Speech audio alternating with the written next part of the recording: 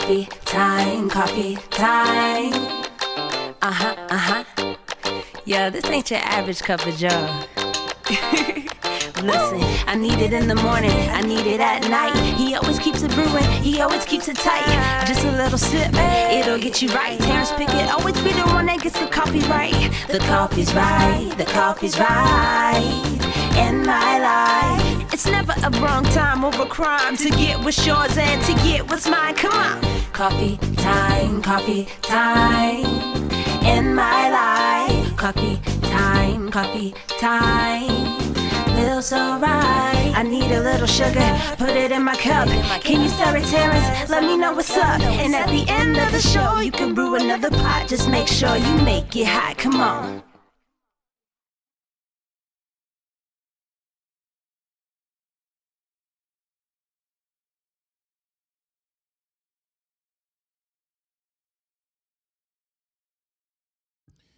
And good morning, everybody, and to everybody. Good morning. Do me a favor, invite somebody to share. We don't have a lot of time together. We don't get together as often as I would like. Just pretty much on the basis of scheduling. The schedule just doesn't permit. So I need you to do me a favor and invite somebody to share. Will you do that real quick?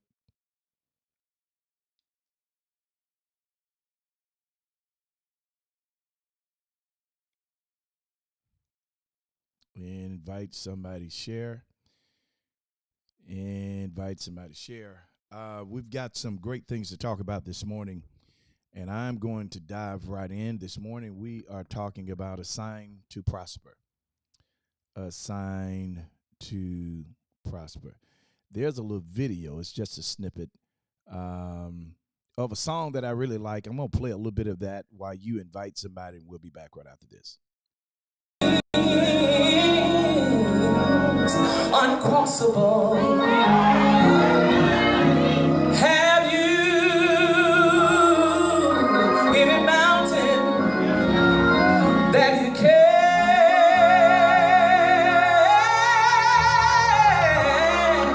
tunnel through? Look at somebody around you and just tell them, go.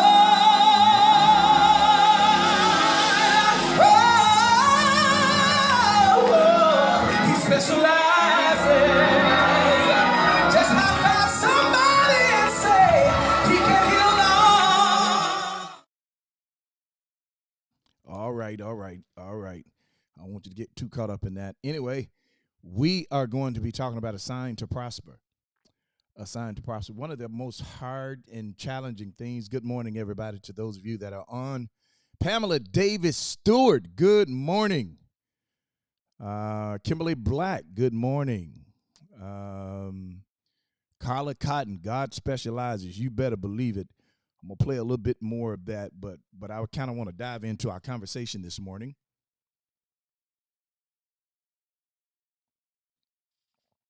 Because there's a lot I want to share, that I want to give you this morning. The culture this culture is intentional. You have to understand that the world that we're living in, they don't live, or things don't happen the way that we think. On the table, we get our news from the news outlets, but those news outlets are built off the commentary of a subjective person, how they see, how they view. I remember when Obama was president, if you turn to Fox News, they hated him. If you turn to CNN, they love him. So based on their personal conviction of him, it tailored what they reported, how they saw it. It's real important that you do not allow the society that we live in to dictate your understanding and to create or suggest anything that goes against what God has said about you. This world, the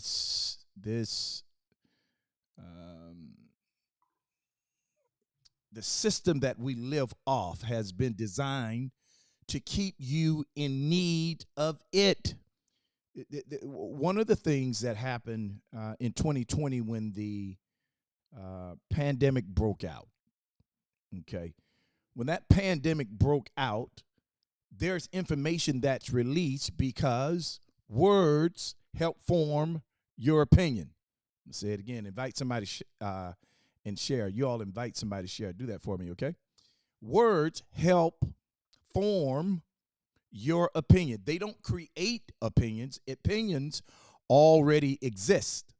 How you feel about something, it generally already exists. That thing exists already outside of you forming an opinion towards it. But your opinion towards it is predicated on the basis of the information that you have. So the more information that is given in regards to something, it helps shape how you feel towards it. So you got to understand, living in a world, we're essentially connected to the world, and everything in the world, all the information that we receive goes through the processing of our soul. Our soul is our mind, our will, our emotion, how we think, how we feel, how we choose. We choose based on information. That is a rational choice. And we also choose based on how we feel, which is generally an emotional choice. So there are two sides in how we choose. We choose how we feel, and we choose based on what we know. But here's the deal. You choose based on the information that has been given to you. You decide. One of the greatest wars that we've seen in the last 2 to 3 years is the war with the vaccine. You have some that says, hey, you need to take that vaccine. Take that vaccine. Now, America has held black people in slavery for over 400 years. We've been oppressed. They've never given us anything, and if they did give us something, trust me, it was a hook and ladder approach, meaning there was a hook at the end of it. It was bait. They've never given us anything. They've always required us to work harder, do more, and they still haven't given us a fair chance. So I had a real hard problem with you paying me to be vaccinated. That it just raised suspicions. So suspicions were raised because people have a right to their opinion. People have a right to be able to look at something and decide for themselves what it is to them. Doesn't necessarily mean that's what it is in its entirety, but it takes on a subject based on how they see it, based on their perception. So this war broke out. Should we get the vaccine? Should we not? Some were saying, hey, get it. Some were saying, hey, don't get it. And I did my best to try and give information on both sides so you can make an educated decision. Well, in that war of decision making, we made those decisions based on the information that we received. There were scientists, there are scientists who has treated presidents and world leaders who were saying, do not take this vaccine. The makers of the vaccine, one of them at least, well, two of them, the makers of the vaccine said that they were not taking it and they weren't going to allow their families to take it. Now, whether you like it or not and however you believe, I think there's a problem with the people that creating the vaccine not taking the vaccine. World leaders not taking the vaccine, but encouraging Americans to take it. So this war broke out, but our opinions were shaped based on the information we received.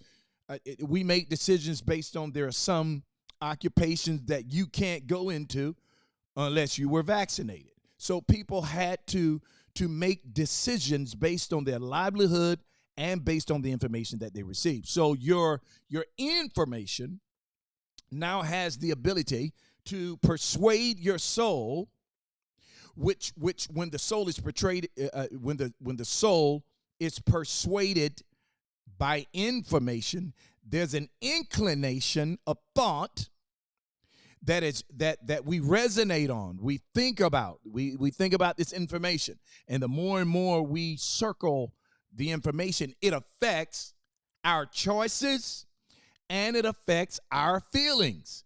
If we don't get a good feeling about something, we're not doing it. If we don't get a good feeling or we don't have a peace, we're not doing it. So in essence, based on the information we receive, based on how words were calculated, produced, and how we heard it, we decided from it and made choices based on what we knew. Nobody made a decision in regards to the vaccination without information. Everybody was trying to find out. One of the things that I told people, and I'm just using this as an example for my next point, I told people, do what you feel convicted to do. Gather the information. For some, taking the vaccine was right for them, because ultimately there is a part of humanity that has to feel secure, and it has to have something to look up to. That's who we are. This is why, as a people, we're so iconoclastic. We have to have heroes. The reason we have to have heroes, the reason we have to have something to look up to, a part of that is God's DNA that he wired in us to look towards him. But the other part of that is how our world has been framed. We grew up as kids. Your world begins to be framed with what you watch on TV.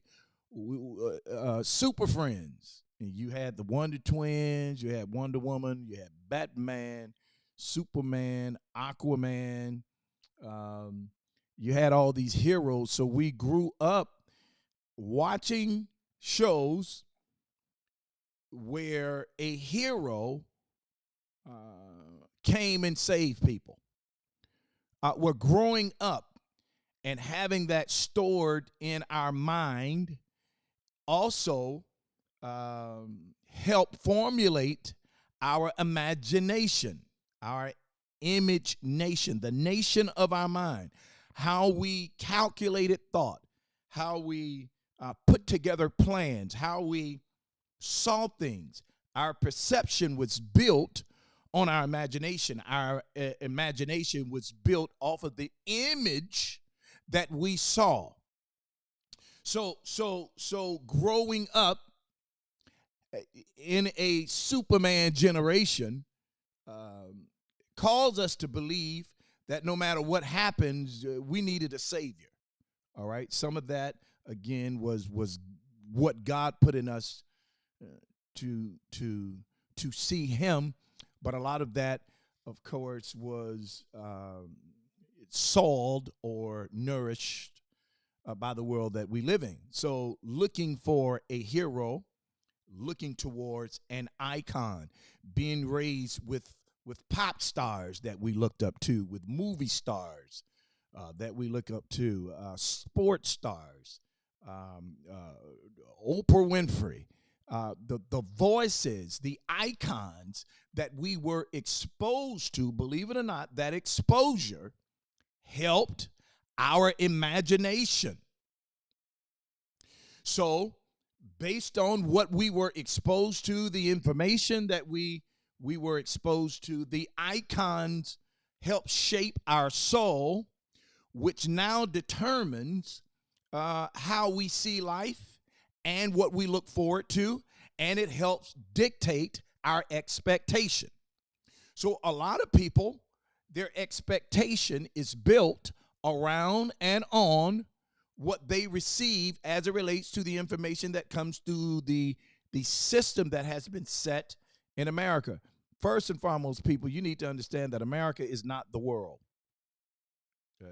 Let that rest for a second.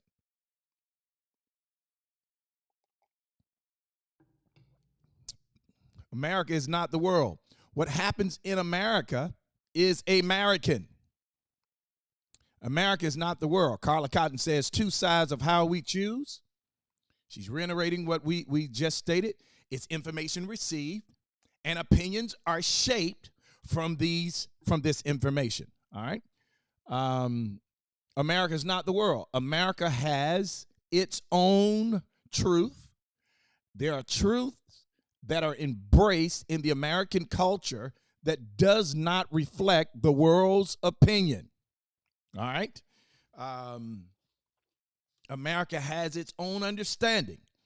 America has its own rules. America has its own democracy.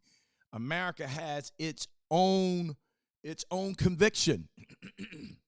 Because we were raised in America, many people believe that America is the standard. It's only because they've not been exposed to anything else. Now, just go with me here. I'm literally heading somewhere. If you've never been exposed to anything other than America, then you believe that the American way is the only way and it's the right way and everybody else is wrong. All right?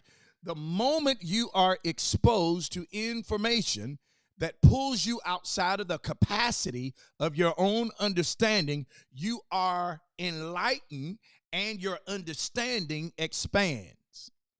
Expanded understanding is a result of exposure. The more you are exposed to, the more healthy your choices are that are made. We make unhealthy choices because of limited information. In America, one of the greatest killers of humanity in America is obesity. But obesity in America is not frowned upon. It's welcome. We make jokes about our weight. We even enjoy to some level of our obesity, being overweight. It's not frowned upon, but it's unhealthy. It's also a killer. But in America, we love sugar. We do. Don't take our sugar from us. Don't take our breads from us. Don't you touch our pastas. But obesity in America is a killer. But it's not frowned upon because we embrace it. Commercials push unhealthy eating. Michelle Obama went into the school systems and she set up healthy eating. One of the first things that Donald Trump did when he got in office is reversed. Listen, he reversed and pulled the healthy eating out of the school, and he began to be seen over and over again with McDonald's. Unhealthy eating. So, our convictions are built by the information that is presented. If there are commercials on it, it numbs our conviction towards it, and it pulls us away from proper thinking. We shouldn't eat the way that we eat. We shouldn't. But we have no conviction because the media pumps and advertise unhealthy eating. But when you look at the people that die from sugar diabetes, strokes, heart attacks, aneurysms, when you look at those that have high blood pressure, anemia, those are things that happens to the body as a result, not of spiritual influence. There ain't no devil doing this. It's diet.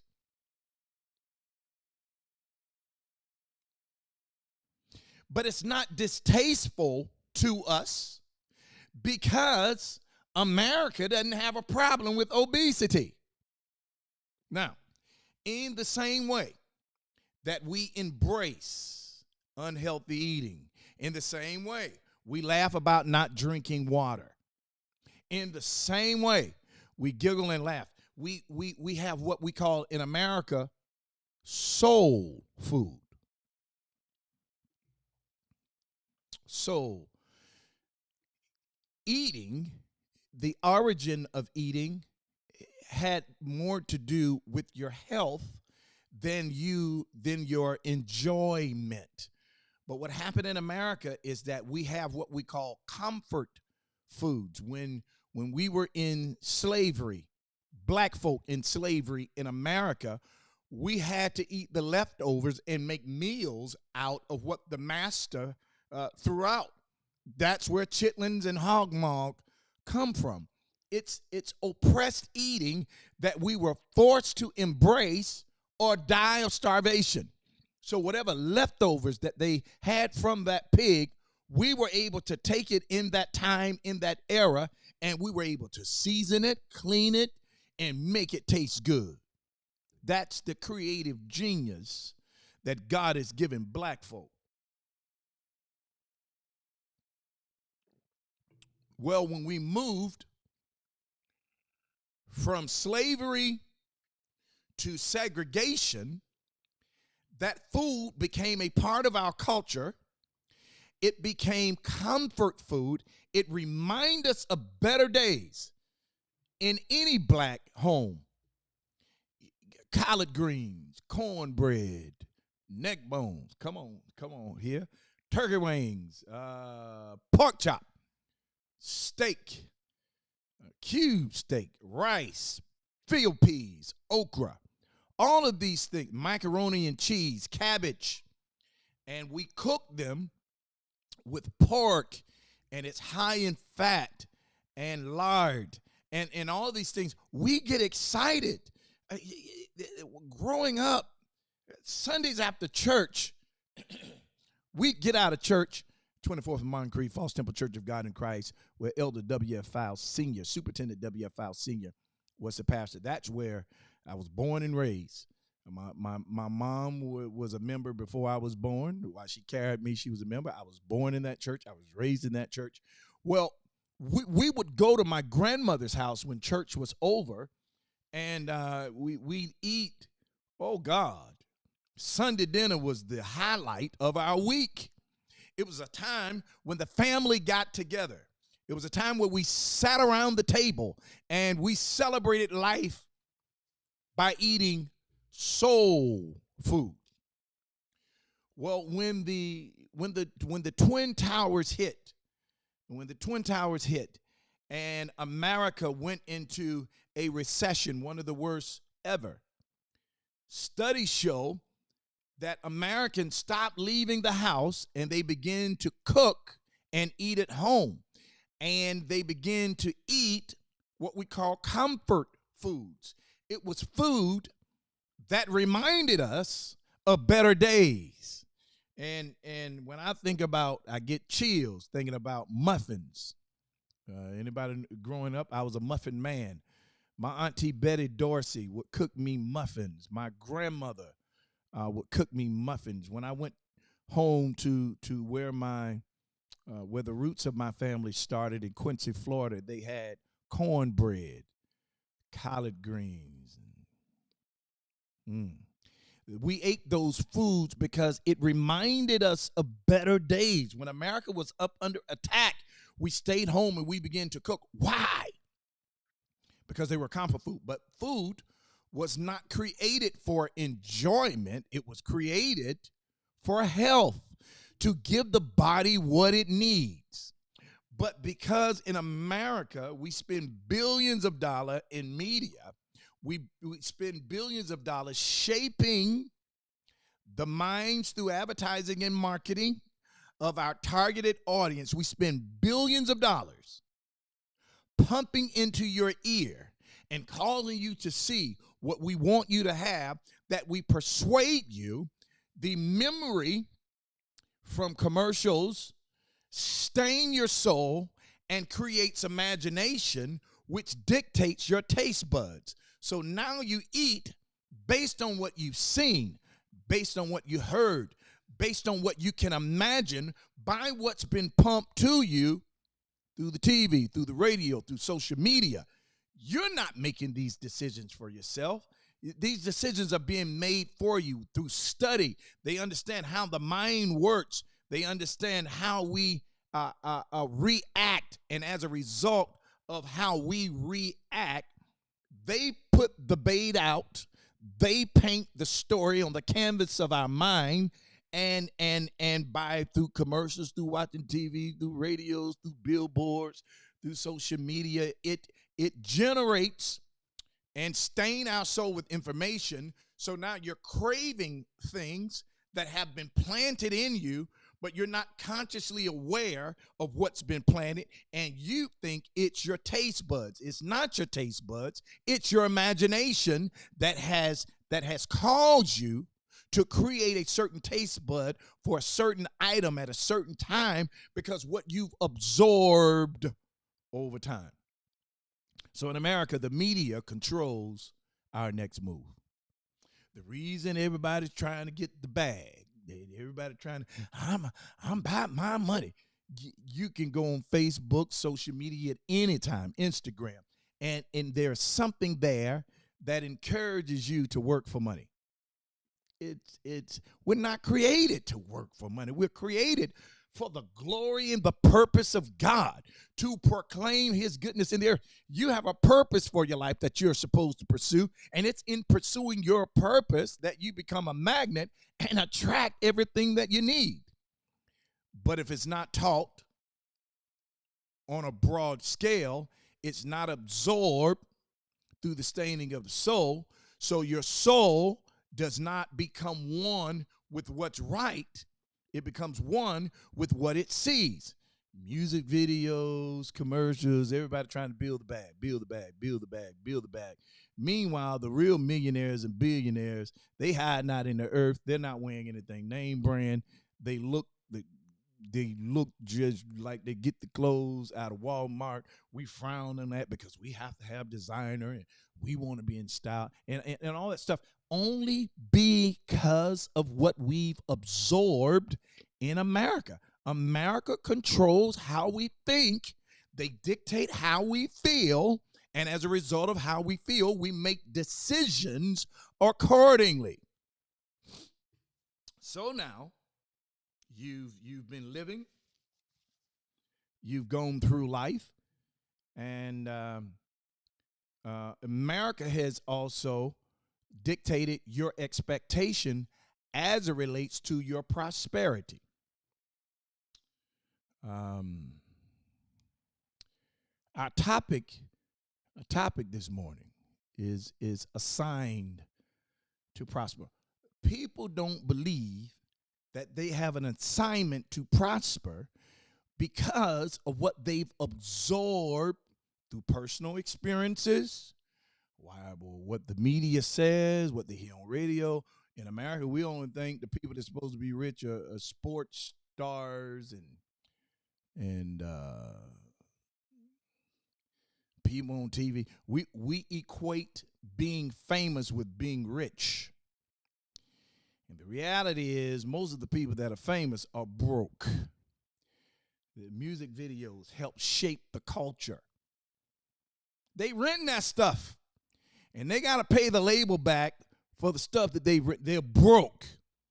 So some kind of way we've allowed the system of the world to infiltrate our mind to the point that we no longer believe what the king has decreed about us.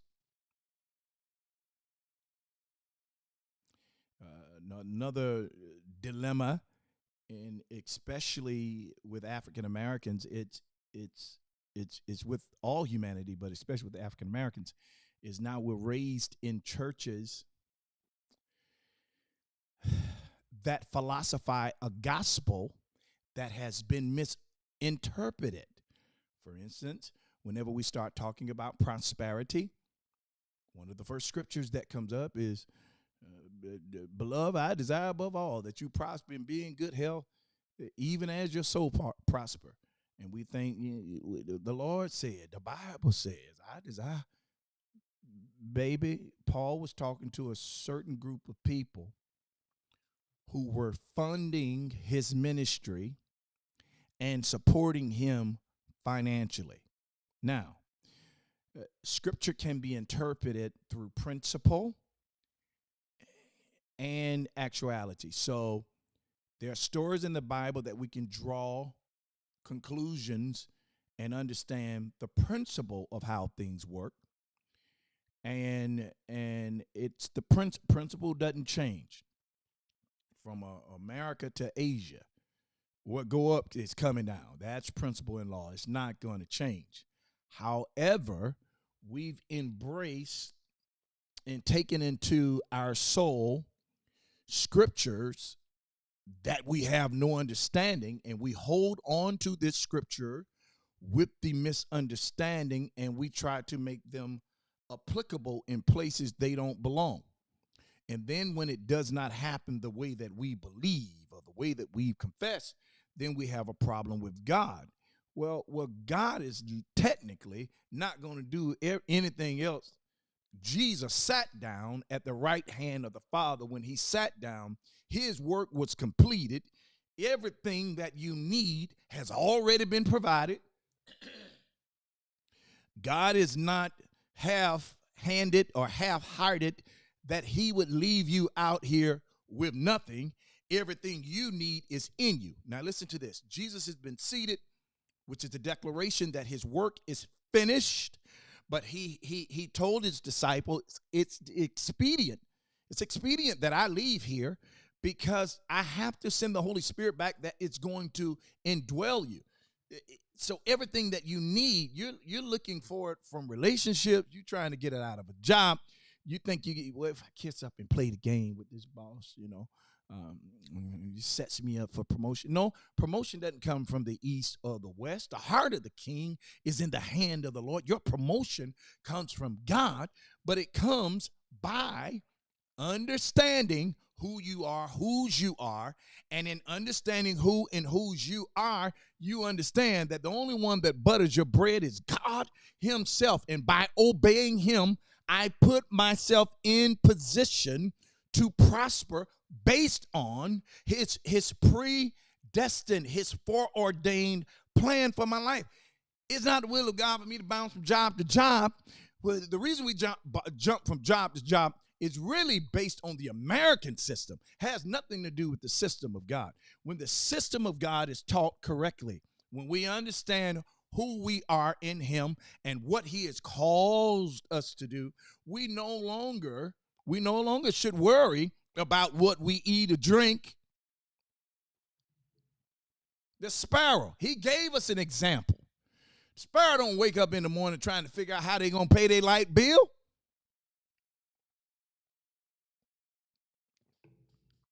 The sparrow doesn't wake up in the morning with the grocery list.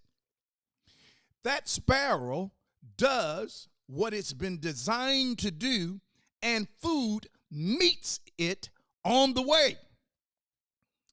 In the same way, when you carry out your purpose, what you've been created for, prosperity has been assigned to your destination.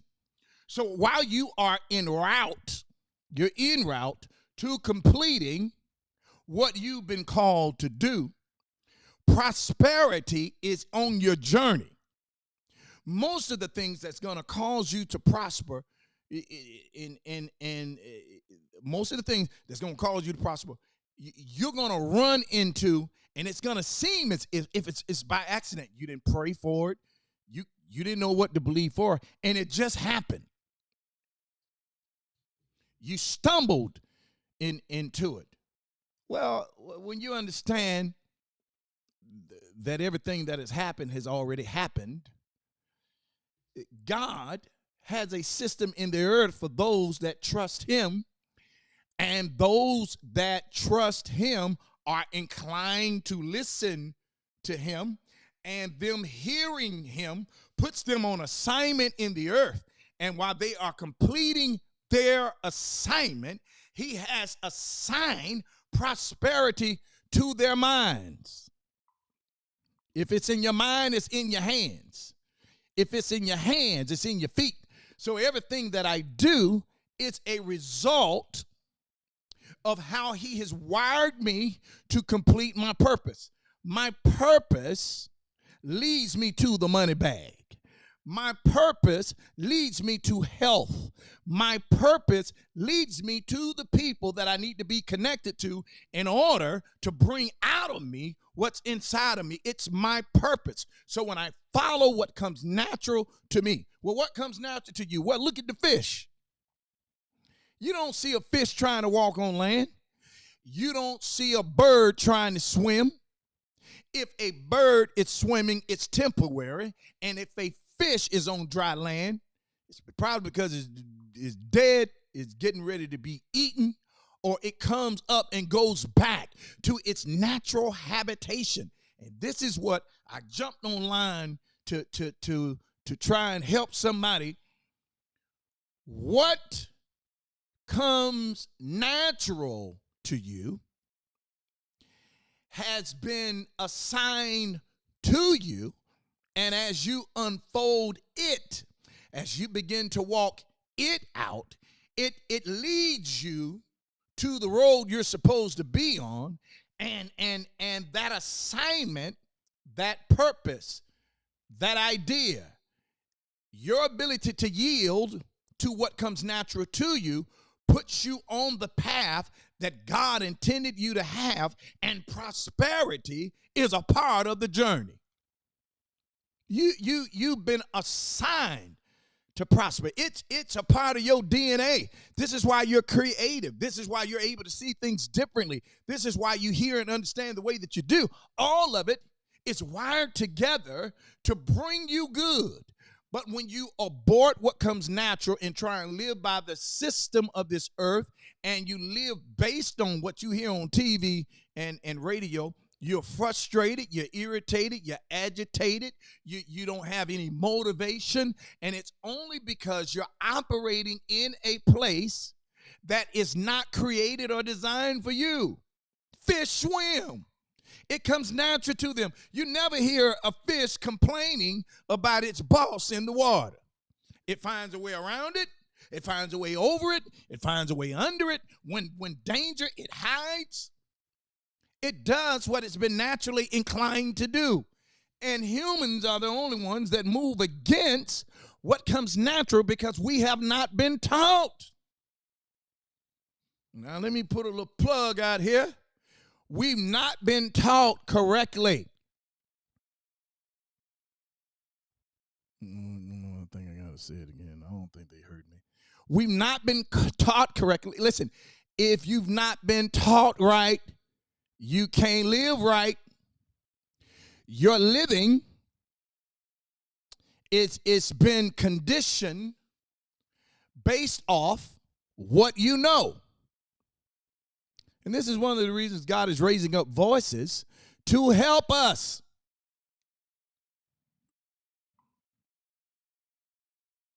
Shameless plug here. This is why you see it. You see it right there? What is that? It's a Bible study.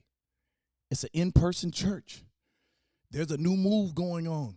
God has conditioned me to be the voice of this move. It's Encounter Church. I'm the pastor.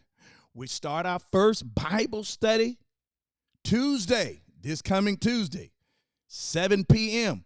We're not just going to teach the word. We're going to teach you how to study the word, teach you how to understand the word. So when you're listening to the word, you're able to not just discern what truth is, but you're able to know the truth. Because if you know the truth, then are you my disciples indeed, and you will know the truth, and the truth will make you free. The reason people are in bondage, they don't know the truth. We've been conditioned to subjective teaching based on how somebody feels. We've become a slave to the feeling of teachers, and we don't know how to walk away. We don't have enough word in us. We don't know how to understand it for ourselves. So I want you to put this on your calendar. Come on. Put it on your calendar. You see it. Don't act like that. Give you a minute. Put that on your calendar. March 15th, 600 King Street, Jacksonville, Florida, 32204. That's one of the reasons I haven't been on the line either. I'm busy. You need to come. You do. You need to come. Because you're moving outside of the scope of what comes natural to you and what God's called you to do. And as a result of you moving improperly, you would never know the success that's in you. And you cannot give birth to what has not been solved.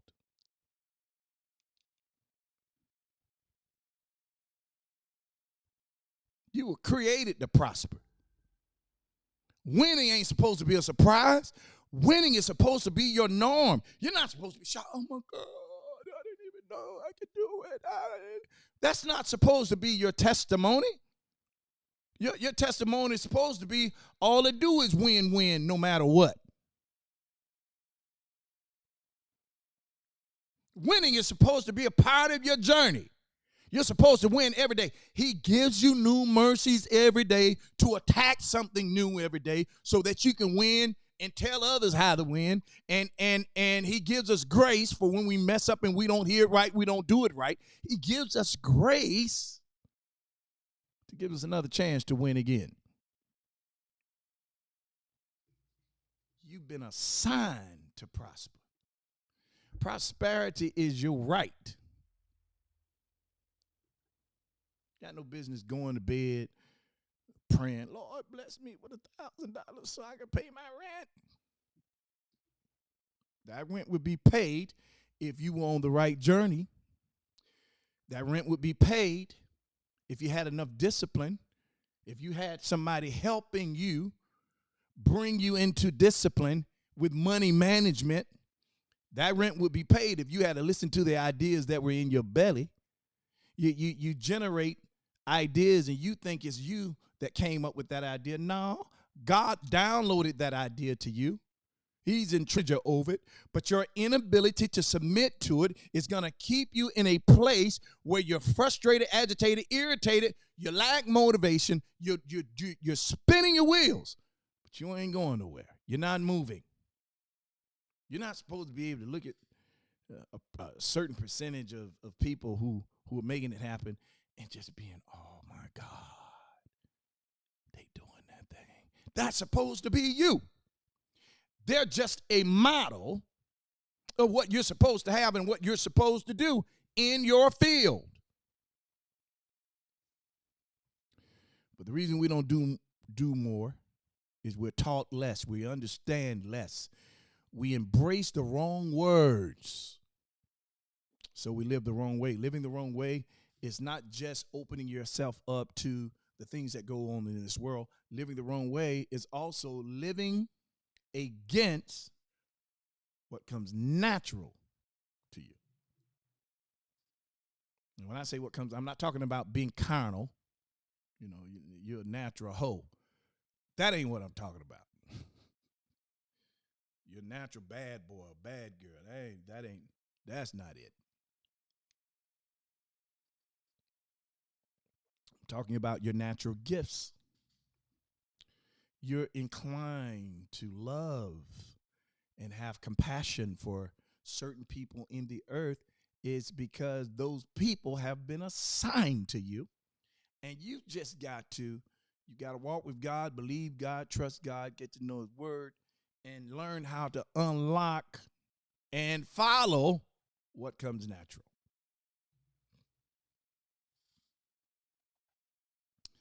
Well, I know it's right, even if you don't say it's right. It's right regardless. I told you I was going to play a little bit more music. I think this is a good time. This is a good time to play something here. Master,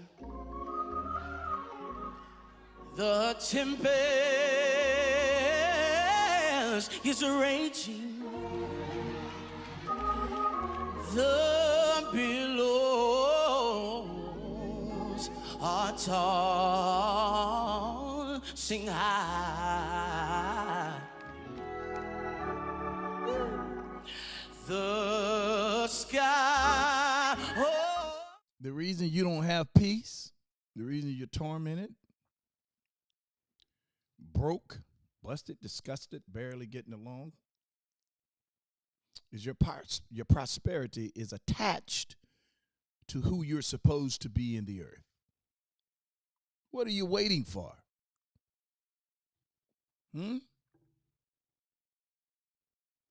Your peace happens when you obey. Shadow with blindness, no shelter, or help is nigh.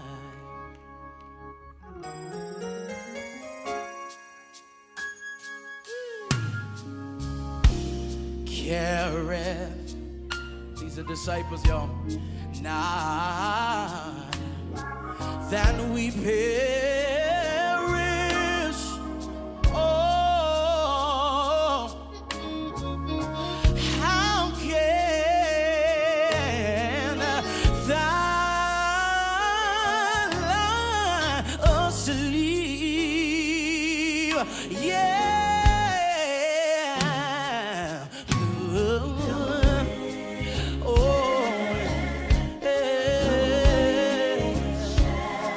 Yes, Lord.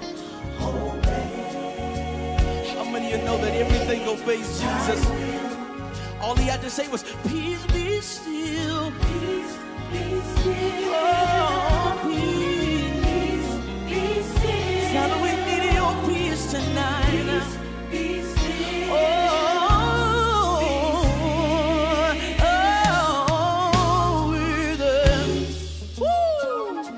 We need your peace.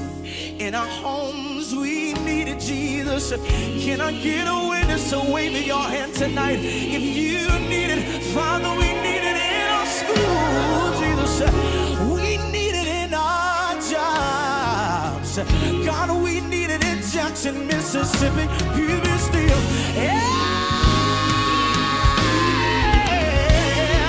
Whenever the Lord said, tell somebody tonight, I don't care what the devil said, I don't care what the devil did, you're leaving with peace. Matter of fact, by the time you get back to your address, you ought to walk in your house and say, thank you for peace.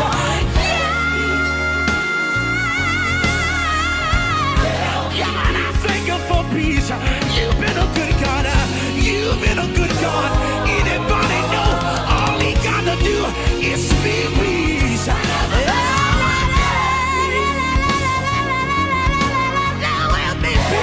I don't care what it looks like, you're gonna have it. Matter of fact, your peace lives on the journey that's been predestined for you. You can't steal somebody else's peace. You've got to make peace with God by obeying what he has called you to do. It's okay to applaud others in their assignment, but it's not okay for you to stay on the sidelines applauding others for their assignment and you never tap into yours. You're supposed to prosper. You're supposed to have more. You're supposed to do more. Some of you, God have connected us together because it's supposed to join Encounter Church. You need to shoot me in the inbox. Give me some information. Listen. It's God's will for you to prosper. It's time to do something different.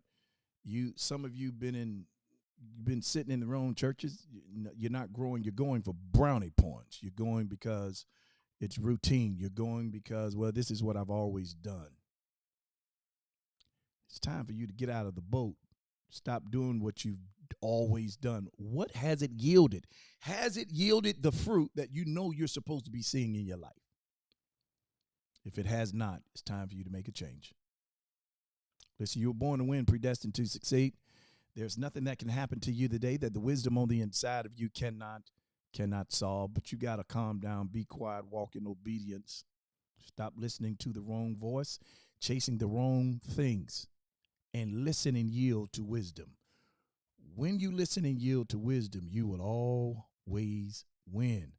I love you all. You all have a good one, and always remember to think higher, speak life.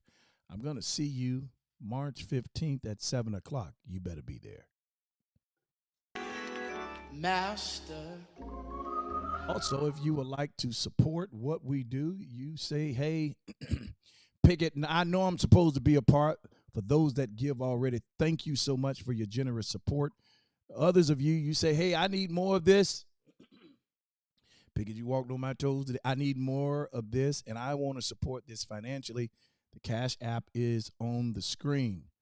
Do what you feel in your heart you're supposed to do. Love you all. Peace out. The tempest is raging. The billows tall, sing high. The